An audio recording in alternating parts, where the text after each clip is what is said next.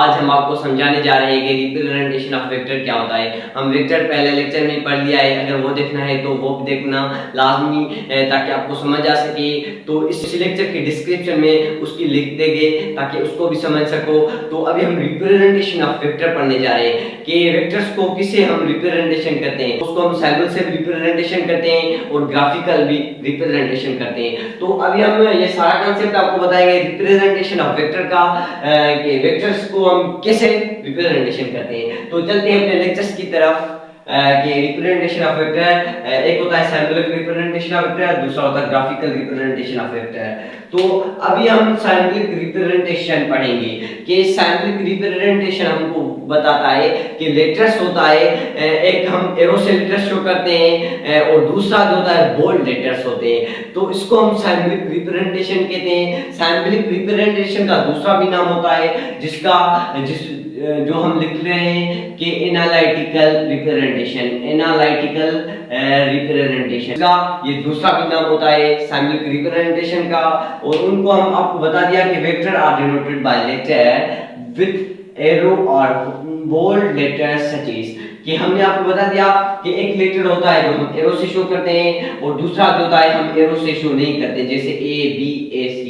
ठीक है, तो इसको हम सिंबॉलिक रिप्रेजेंटेशन कहते हैं। कि सिंबॉलिक रिप्रेजेंटेशन वो होती है जिसमें हम वो वेक्टर्स जो होते हैं एक एरो से शो करते हैं, दूसरा जो होता है बोल्ड लेटर्स होते हैं। एक एरो लेटर्स होते हैं, दूसरा बोल्ड लेटर्स होते हैं। तो उसको हम सिंबॉलिक रिप्रेजेंटेशन कहते हैं या हम एनालिटिकल कहते हैं। और उनके बाद हम ग्राफिकल रिप्रेजेंटेशन पढ़ेंगे कि वो क्या होती है। तो ग्राफिकल रिप्रेजेंटेशन हमको बताती है कि उसको हम जो वेक्टर होगा उसको ग्राफ की हेल्प से में शो करेंगे, कि उसमें हमको ग्राफ की हेल्प से ये शो करेंगे रिप्रेजेंटेशन ऑफ वेक्टर।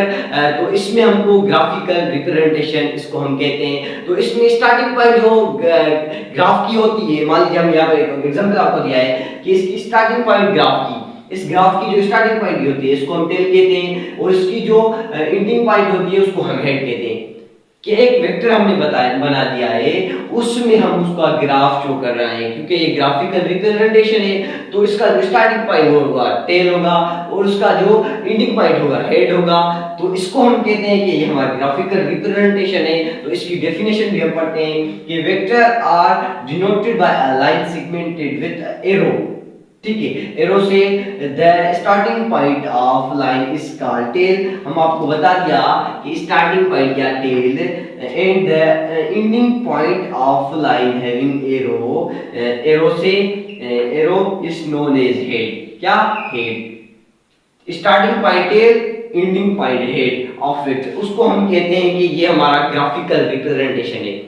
बेटा आपका ये सारा कांसेप्ट क्लियर हो चुका होगा कि ग्राफिकल रिप्रेजेंटेशन का भी हमने आपको बता दिया और सिंबॉलिक रिप्रेजेंटेशन का। और उनके बाद ये रिप्रेजेंटेशन ऑफ वेक्टर हम आपको बता दिया कि रिप्रेजेंटेशन ऑफ वेक्टर, वेक्टर को शो करता है जो सिंबॉलिक रिप्रेजेंटेशन होता है और दूसरा होता है ग्राफिकल रिप्रेजेंटेशन। तो मैं आपसे ये उम्मीद करते हैं कि ये सारा कांसेप्ट आपको क्लियर हो चुका होगा रिप्रेजेंटेशन ऑफ वेक्टर का। अगर वीडियो अच्छे लगे तो लाइक करना और सब्सक्राइब करना और बेल आइकन को क्लिक करना ताकि आने वाली हर वीडियो आप तक पहुंच सके।